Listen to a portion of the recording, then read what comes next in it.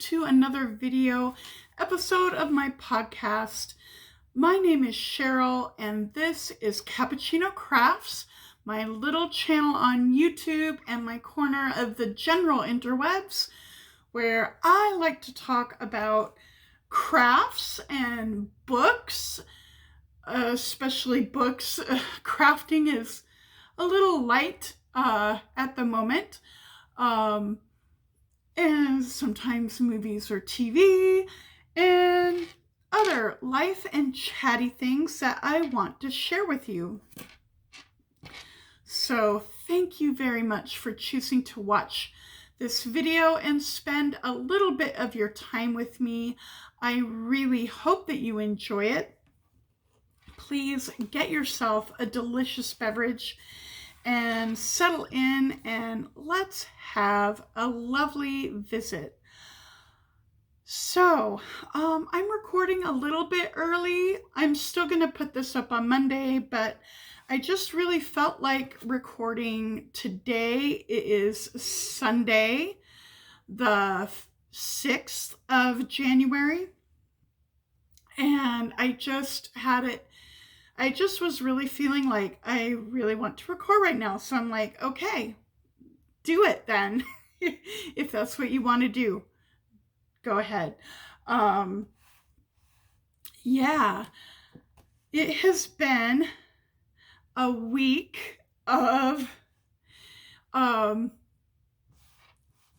really another interesting reading week. I am fully immersed in this story. And I'm not sure how I feel about using this word, but I slightly obsessed,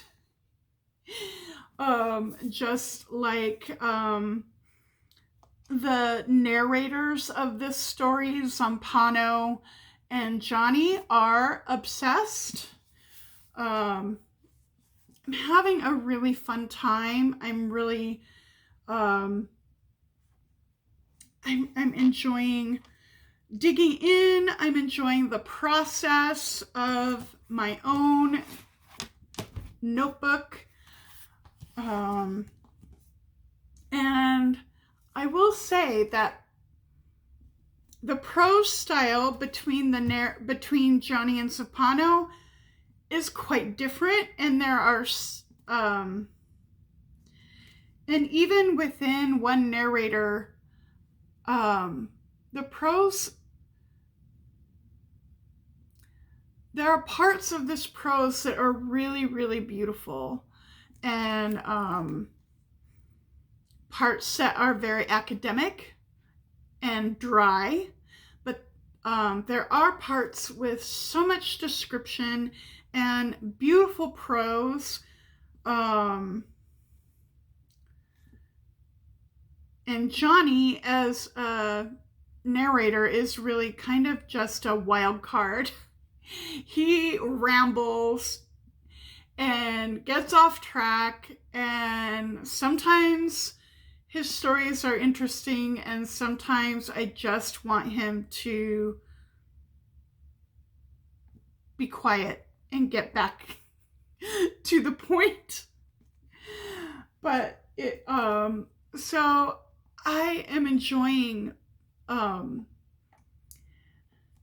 writing style, the descriptions, where they're immersive. There are a lot of ways that this book invites you to really get immersed.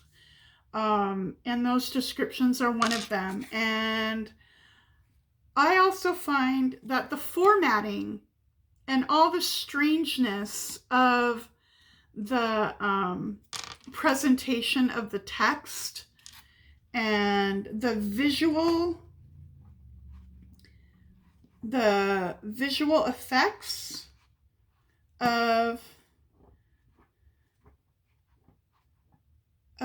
the really interesting.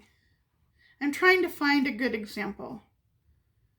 The visual effects, here's part, and then here's another I'll show you another one that I'm thinking of. Here.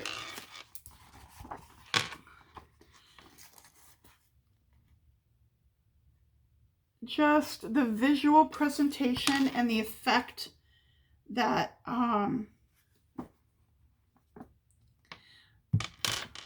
that visual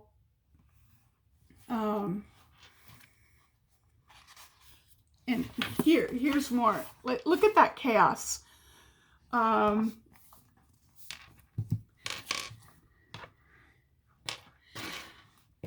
You can call it a gimmick, and yes, in a way, I think that it's valid to call it a gimmick. I won't say it's not gimmicky, but the thing with gimmicks is, how are you using the gimmick, and do you have a reason why you need that gimmick or you want that gimmick? Does it serve a purpose, and does that purpose advance and serve the story that you're telling? And in this case, I do believe all of that visual stuff with the text, and also kind of the gimmicky way of formatting the story, where they suggest you kind of go back and forth. You don't have to. Even the author in the book says, read this any way you want. I don't care how you read it. But if you follow the suggestions, you can skip back and forth, and there's two narrators, Johnny and Zappano.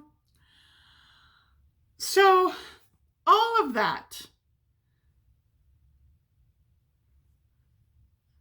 gimmicks, but how are they used?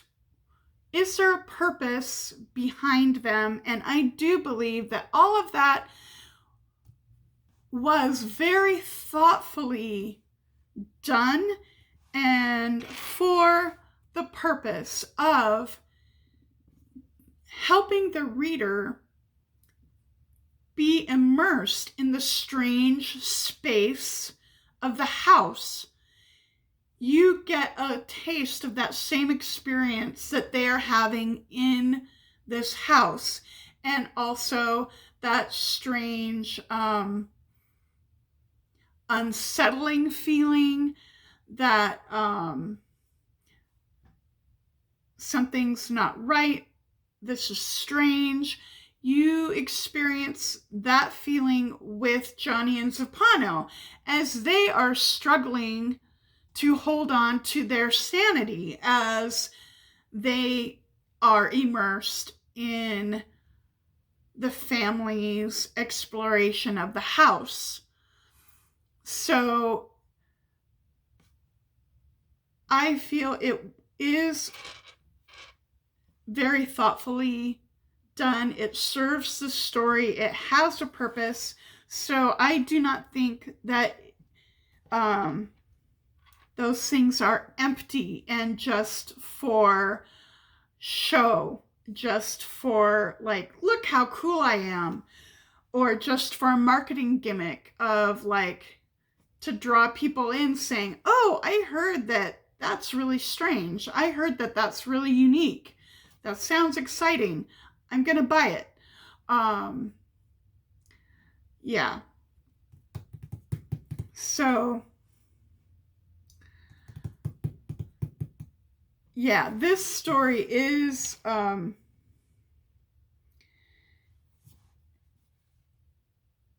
really dark and disturbing. Now, the level of darkness, of horror, of unsettlingness, of emotional trauma. There are a lot of traumatic things in this book. the level that you feel that, the level that it affects you, depends on two things. How much you suspend your disbelief, what level you go, and also whether you allow yourself to become immersed or not. I don't think this invites you to get immersed, and he does what he can to help you be immersed, but that immersion is not going to work for everyone. Not everybody will immerse themselves or be able to be immersed in this experience in the same way. So your level of immersion, your level of how far you suspend your disbelief is going to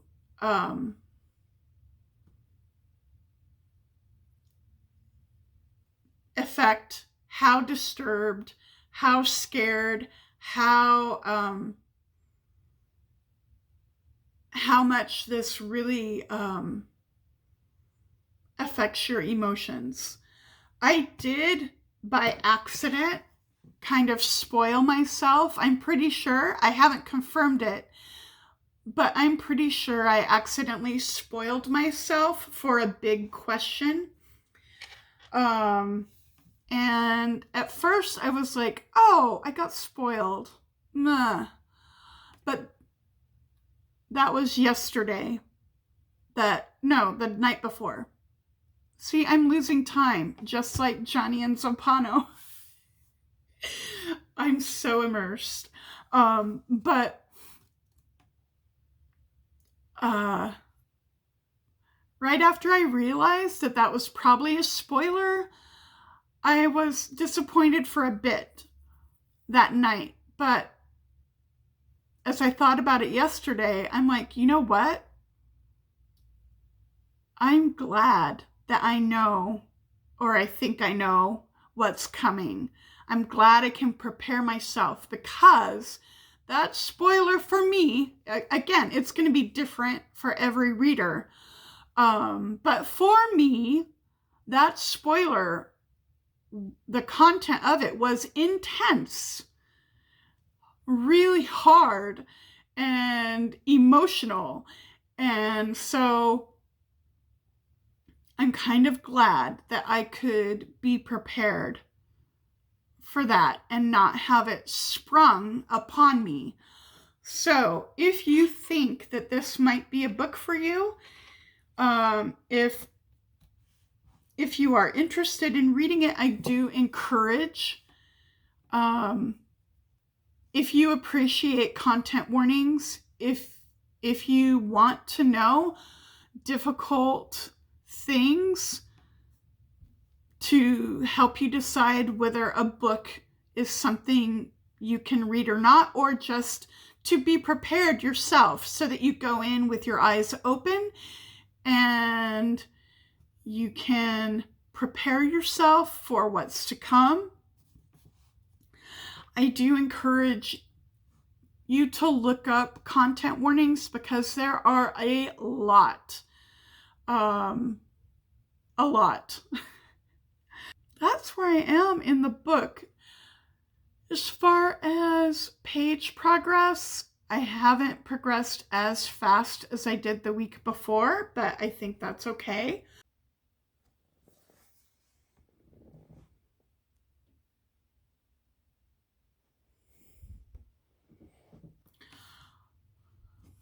I'm happy with the pace I'm going at. I'm approximately 1/3 of the way through. I have slightly been neglecting late migrations. I am a little farther than I was last Monday, but not a whole lot. Only just a few pages, really. Like maybe 3 pages. one little essay. Because I have been so intent on this. I have also made pretty decent progress, mostly listening before I go to sleep to Honeycomb by Joanne Harris. And I'm still really enjoying that. The last couple nights, I haven't listened to anything.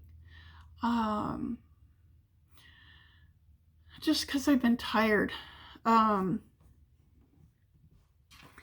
So that is where we are. A little chatty thing. It was great that this week, my parents, for nearly a month, their home where they live, their community has been on lockdown because there were a number of people that got COVID. And so they had to deal with that and wait until all the testing showed negative. And so finally, after a month last week, they were able to open the doors for visitors to come in and visit.